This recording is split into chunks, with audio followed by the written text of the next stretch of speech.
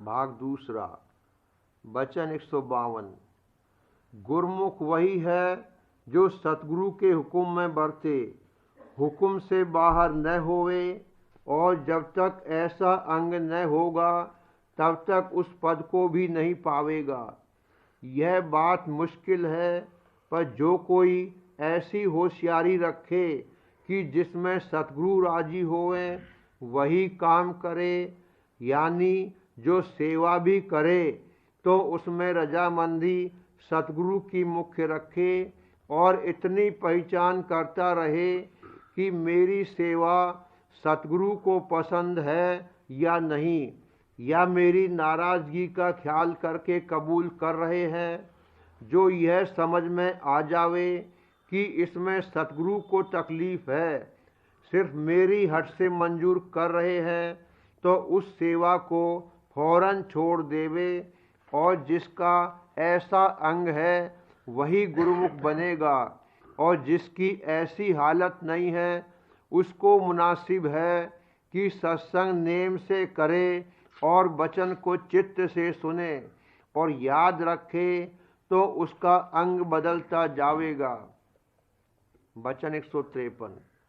अहंकार की मैल सब जीवों के हृदय में धरी हुई है, और जब तक यह न जावेगी तब तक परमार्थ नहीं बनेगा, और यह मैल बाहर मुख उपासना से नहीं जा सकती। इस वास्ते लाजिम पड़ा कि अंतर्मुख उपासना की जावे, और इस उपासना का भेद सिवाय पूरे सतगुरु के और कोई नहीं दे सकता है। इस वास्ते हर एक जीव परमार्थी को मुनासिब है कि पहले अपने वक्त का पूरा सतगुरु खोजे और उनकी सेवा करे, तब काम पूरा बनेगा। वचन 154। इस जीव के सब बैरी हैं, कोई मित्र नहीं। मन जो 3 गुण से मिला हुआ है वह भी इस जीव को ऐसे देखता है जैसे बिल्ली चूहे के खाने का इरादा रखती है। सिवाय इसके जो जीव काल के हैं और उसका हुक्म मानते हैं, यानी मन के कहने में चलते हैं, तो भी काल उनको दुख देता है। इसी तरह सब जीव दुखी रहते हैं, पर जो जीव सतगुरु के हैं उनके ऊपर सतगुरु की दया है, और काल भी उनसे डरता है और उनका सहायक रहता है। इस वास्ते सबको चाहिए कि सतगुरु वक्त की शरण लेवें, तो यहाँ भी और वहाँ भी उनका बचाव और रक्षा होगी। वचन 155। जब कोई शख्स 1000-2000 आदमी भर्ती करना चाहता है तो हजारों उम्मीदवार जमा होते हैं, पर उनमें से 150 काबिल पसंद निकलते हैं और बाकी दर्जे बदर्जे कम होते हैं, और कोई बिल्कुल नालायक निकलते हैं। इसी तरह से जब संत सद्गुरु सत्संग जारी फरमाते हैं तो बहुत से जीव अनेक तरह की वासना लेकर आते हैं। जो जो निर्मल वासना परमार्थ की रखते हैं उनको सद्गुरु छांट लेते हैं और बाकी को उम्मीदवार करते हैं, और जो भाग्यवान परमार्थ के हैं वही संतों के सत्संग में ठहरते हैं, बाकी आप ही हट जाते हैं। उनसे वहाँ की झटक नहीं सही जाती, क्योंकि सच्ची और निर्मल चाह परमार्थ की नहीं रखते हैं। इस वास्ते संत भी उन पर जोर नहीं करते हैं, आइंदा के वास्ते दया करते हैं।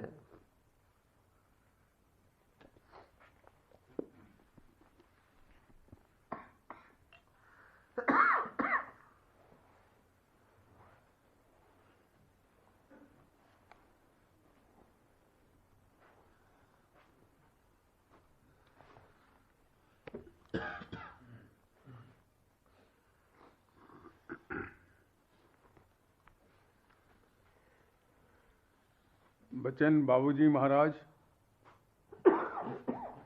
तीसरा भाग, वचन 19।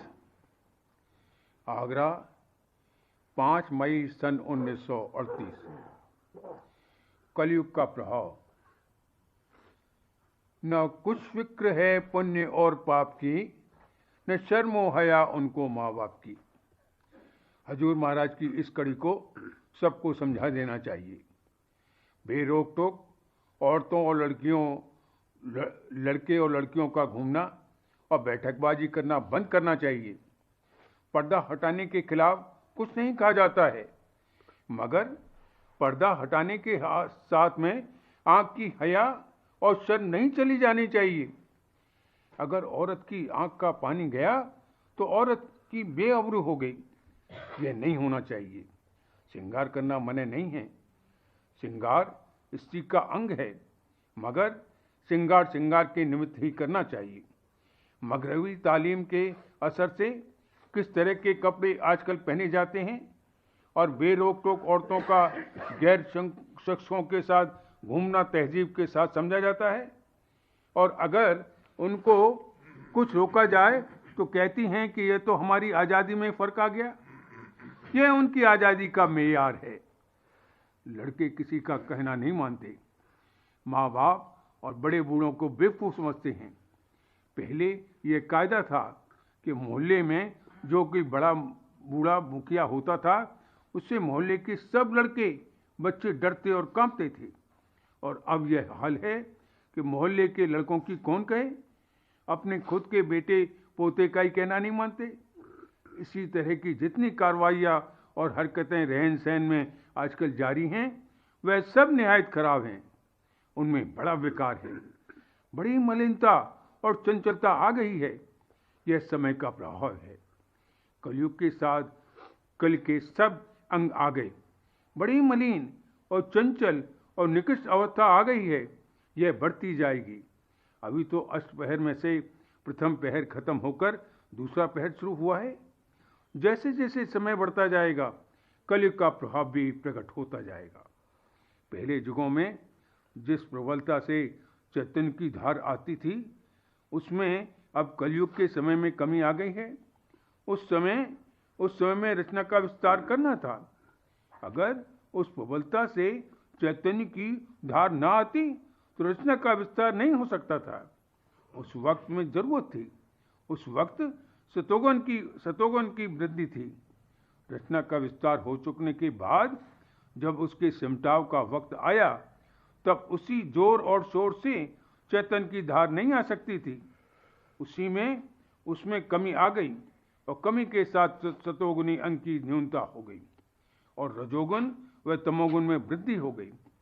बचपन में जो जोर शोर और वेग रहता है, वह बाद में किसी अवस्था में नहीं आ सकता। बचपन में उसकी जरूरत है, वरना शरीर बढ़ेगा कैसे? जिस्म के बढ़ने की बर्बाद कार्रवाई हो चुकने के बाद उसकी जरूरत नहीं रहती। तब और कार्रवाइयों की शक्तियां जागती हैं। इसी से ये कहा जाता है कि चाहे कायाकल्प करो या कुछ करो, शरीर में कुछ ताकत आ सकती है, मगर बाल्यावस्था के साथ में जो जोश व खरोश और जोर और शोर और चुस्ती व चालाकी और वेग रहता है, वह फिर कभी नहीं आ सकता। यह कुदरत के कायदे के खिलाफ है। पुराने समय में ऋषि किस गरज से कायाकल्प वगैरह किया करते थे और उसमें क्या मतलब था, उसका इस जगह जिक्र करने की जरूरत नहीं है। जीवन अच्छा है, मगर अच्छे के निमित्त हो तो अच्छा है। मालिक की भक्ति करने के निमित्त जीवन हो तो सफल है। अगर निमित्त नहीं बदला जाएगा, दुनिया की वृद्धि ही के निमित्त सब रहा, तो वह जीवन बेकार है और निष्फल है। ऐसे जीवन के बढ़ाने की ख्वाहिश और कोई नहीं करना अधोगति में जाने का सामान तैयार करना है। जिस वक्त जिस चीज़ और कार्रवाई की जरूरत होती है, उस वक्त वैसा ही सामान कुदरत के कायदे से मुयस्सर व इकट्ठा हो जाता है। वैसी ही कार्रवाई पैदा हो जाती हैं। दूसरी तरह की शक्तियां उस वक्त मुअत्तल रहती हैं, वे काम नहीं कर सकती। इसी तरह से जब रचना के विस्तार का समय था और उसकी जरूरत थी, तब वैसी ही शक्तियां भी कार्रवाई करती हैं। उस वक्त सूरत की शक्ति गुप्त रखी है और कुल मालिक की भक्ति की कार्रवाई नहीं हो सकती। अब जबकि विस्तार के बाद असली निस्तार, उबार और उद्धार का समय आया, तो जो शक्तियां विस्तार के समय काम कर रही थीं, वह सब क्षीण हो गईं। जब एक किस्म की शक्ति क्षीण हुई, तब दूसरी किस्म की शक्तियां पैदा हुईं और सब सामान भी वैसा ही पैदा हो गया। चुनांचे इस वक्त में संसारी और अधिकारी जीव भी पैदा हुए हैं, जो कुल मालिक की भक्ति कर सकते हैं, और उनसे भक्ति की कार्रवाई कराने के लिए कुल मालिक भी यहाँ आए। सूरवीर पुरुष के पास, जिसमें कि सूर अंग विशेष होता है, वीर मनुष्य जिसमें थोड़ा भी सूर अंग होता है, चले आते हैं और खुशी से उसके हुक्म में काम करने लगते हैं। जब बीज बो दिया गया या गर्भ में बच्चे की स्थिति हो गई, तो उसकी बालिदगी और परवरिश के लिए वैसा ही मसाला कुदरत के कायदे से पहुंचा दिया गया। इसी तरह जब भक्ति का समय आने को हुआ, तो और शक्तियां पहले ही से क्षीण होने लगी और हो गईं। जब वह समय आया, तो खुद ब खुद वैसा सामान पैदा हो गया जिसमें संस्कारी और अधिकारी जीव भक्ति कर सके। इस समय कलयुग में जाहिरा बड़ी खराब हालत है, और सब सामान भी उसी तरह के इकट्ठे हो गए हैं, और दिन प्रतिदिन विकारी अंगों की वृद्धि हो रही है। इस मानी में कलयुग अभागता का समय ख्याल किया जाता है, मगर दूसरे मानी में यह बड़भागता का समय है। सूरत के जागने और कुल मालिक की भक्ति करने का समय आया है, और इसके लिए सब सामान भी कुदरती तौर पर आ गए हैं, यहाँ तक कि कुल मालिक स्वयं यहाँ आए।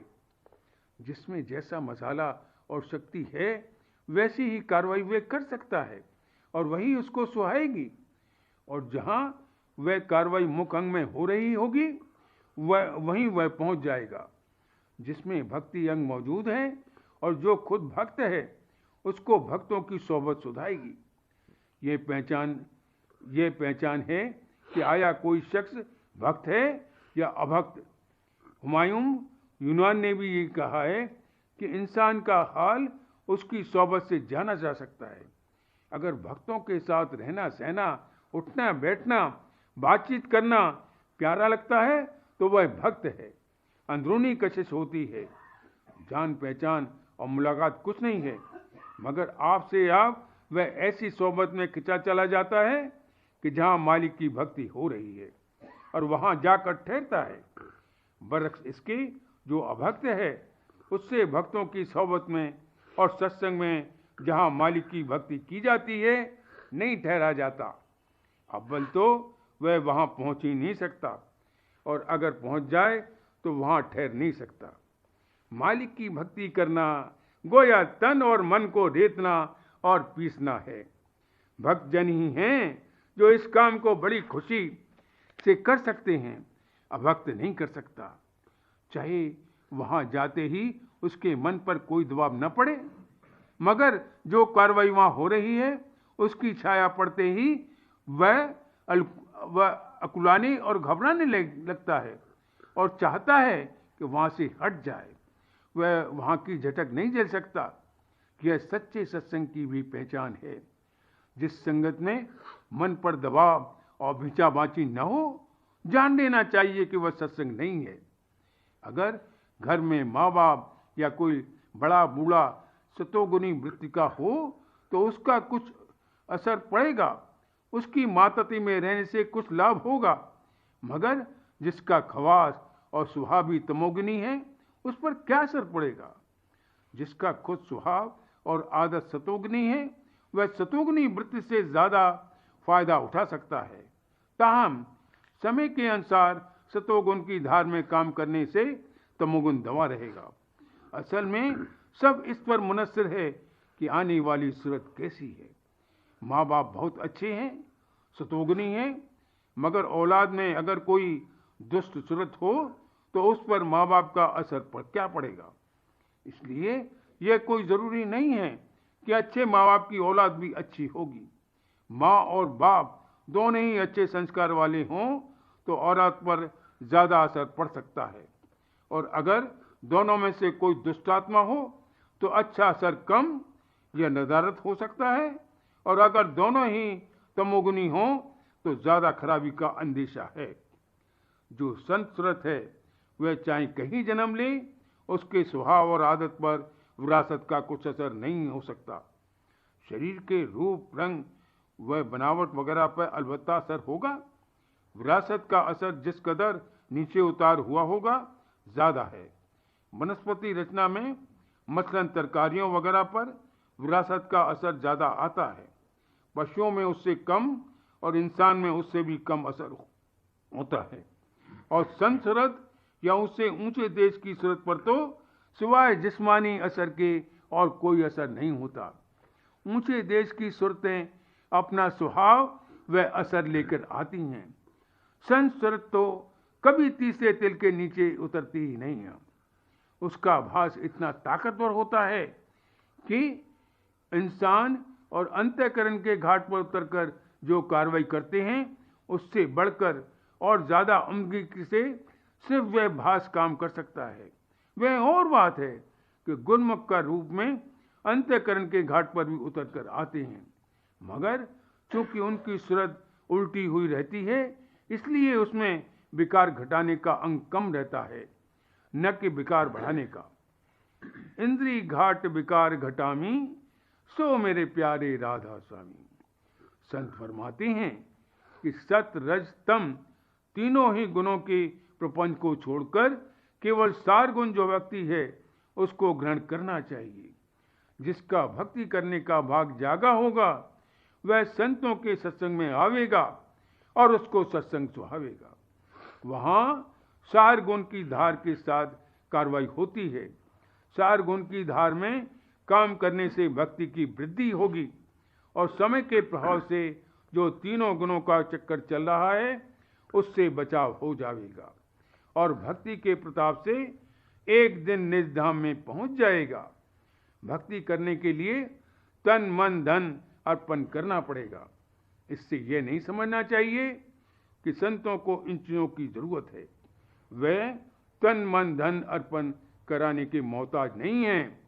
इसकी जो चाप तुम्हारी गर्दन पर चढ़ी हुई है और तुम्हारी मूड़ी दबी हुई है, उस चाप और दबाव से तुमको छुड़ा देंगे।